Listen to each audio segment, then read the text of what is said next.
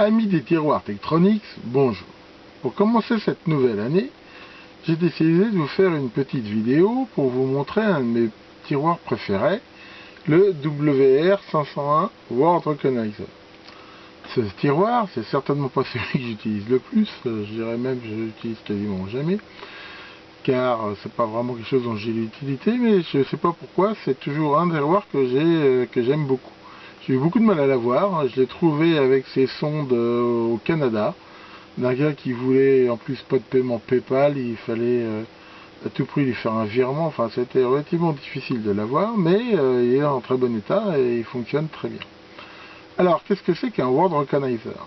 C'est typiquement un appareil qui va permettre de reconnaître une certaine pattern logique et envoyer une impulsion de synchronisation en fonction. Donc ici, pour vous montrer un petit peu comment il marche, j'ai fait un petit montage sur un breadboard avec un 4024, c'est un circuit compteur, que j'ai alimenté ici en 5 volts avec ce petit tiroir là. Je lui ai mis une horloge avec mon petit générateur d'impulsion, un autre tiroir ici, là, un PG502.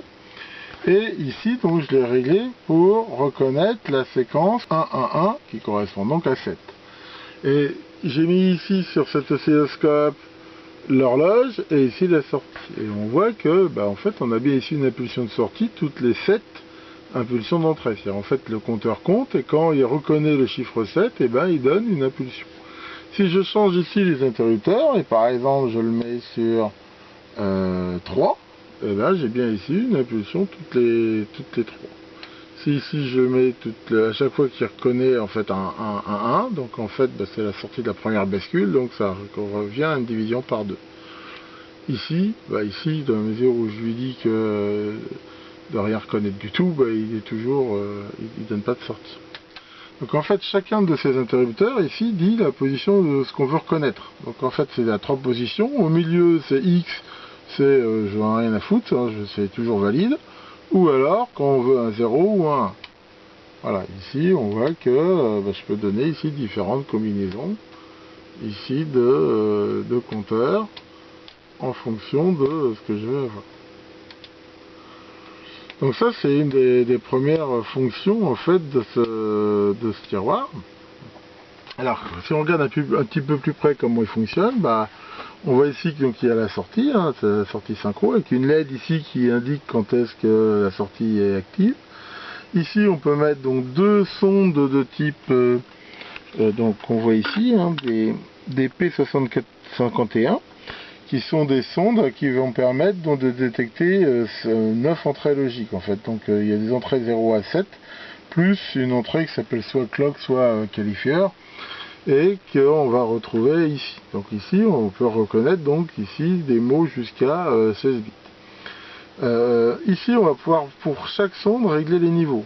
Donc on a trois positions, soit ECL, qui correspond à des niveaux pour le CL, soit TTL, ce que je me suis mis ici, ça doit être un circuit MOS, il est alimenté en 5 volts, ça marche avec du TL, soit variable, et grâce ici à ce potentiomètre là, on va pouvoir régler le seuil de déclenchement, le seuil de limite entre un 0 et 1.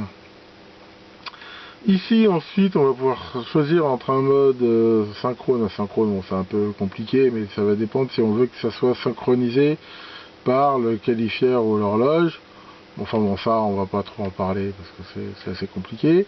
Et ici donc on a les mots logiques. Alors en même temps il permet de faire aussi éventuellement un délai, c'est-à-dire que soit ici on voit qu'à chaque fois que la sortie passe à 0, la sortie reconnaît en fait la condition d'entrée, j'ai une impulsion, mais on peut ici lui donner un délai, c'est-à-dire lui dire je veux avoir ça tous les X. Par exemple, donc ici je me mets sur Word, et que là je dis par exemple typiquement 2, ça veut dire que en fait je ne veux avoir ici une sortie que toutes les 2 impulsions. Si ici je fais 3, on voit ici c'est toutes les 3 et ici toutes les 4 et ainsi de suite.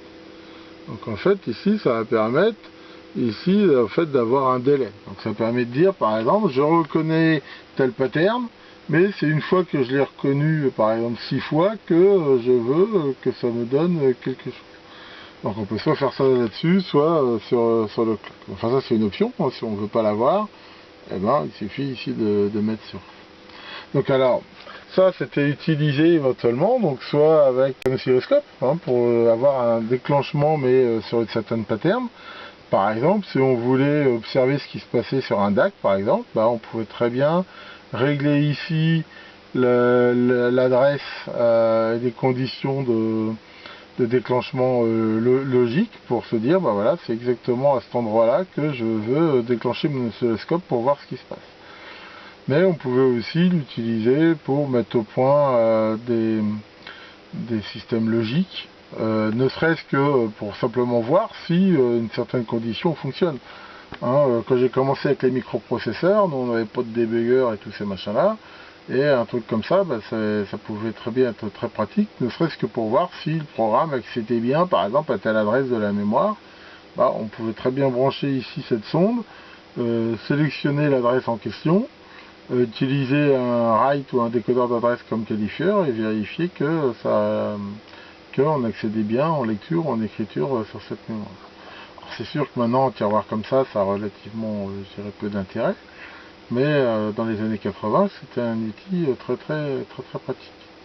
Bon, en même temps, dans les analyseurs logiques, maintenant, généralement, il y a la fonction Word Recognizer intégrée, donc qui peut être utilisée. D'ailleurs, cette sonde, peut être utilisée sur d'autres systèmes. Hein. Elle peut être utilisée, par exemple, sur cet appareil-là, qui a un petit analyseur logique à peu près de la même époque, ou éventuellement celui-là aussi. Ils sont en fait des systèmes où on va pouvoir, avec ces sondes-là, avoir en plus une fonction donc, de reconnaissance de mots aussi pour pouvoir reconnaître les états. Ici, on a un autre analyseur logique, là, un 1240 Tektronix, qui lui a un analyseur, enfin, permet de déclencher sur des mots reconnus automatiquement. Peut-être qu'un jour, je ferai une petite vidéo pour voir comment il fonctionne. Enfin, voilà. Donc c'est plutôt je dirais une petite séquence nostalgie pour démarrer l'année. Ça fait partie quand même de ma collection. Hein. Moi j'ai tout ce tiroir là, c'est pas tellement pour les utiliser, c'est plus on va dire pour dans cet esprit de collection, mais vous voyez qu'il fonctionne très bien et que si un jour j'avais besoin d'un reconnaisseur de mots, je pourrais l'utiliser. Bon, maintenant, dans la mesure où j'ai pris l'option analyseur logique sur mon Super Rigol et qu'il a ce déclenchement sur reconnaissance de mots aussi, je pense que j'utiliserai plutôt ça, mais ça n'empêche pas que ça existe quand même. Enfin voilà, à bientôt pour d'autres vidéos.